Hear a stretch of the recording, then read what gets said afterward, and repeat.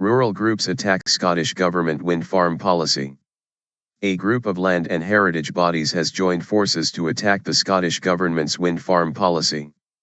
The Rural Alliance, including the National Trust for Scotland and Ramblers Scotland, accused ministers of ignoring their own advisors to back controversial large-scale developments.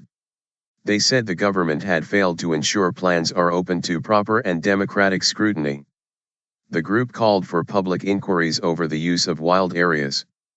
In an open letter, the alliance said the government approved colossal developments at Stonelairg in the Monadhliath Mountains and offshore, straddling the firths of Forth and Tay, in the face of evidence and objections.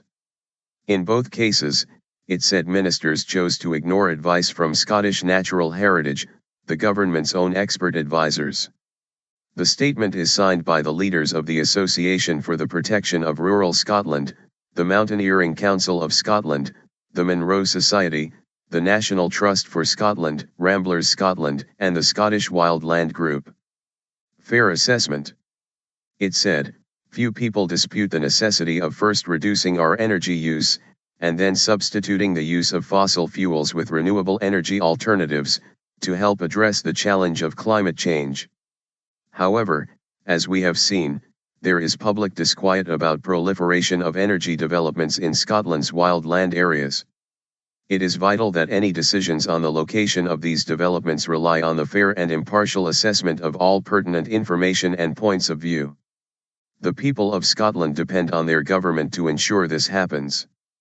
Unfortunately, we do not believe that the Scottish government is doing this in a consistent manner with wind farm developments. The statement added, "We therefore call on the Scottish government to commit to taking cognizance of its own advisors. Rather than force objectors to challenge these decisions in the courts at great expense, the Scottish government should first ensure they have been exposed to the proper and democratic scrutiny that their scale and potential impact warrants."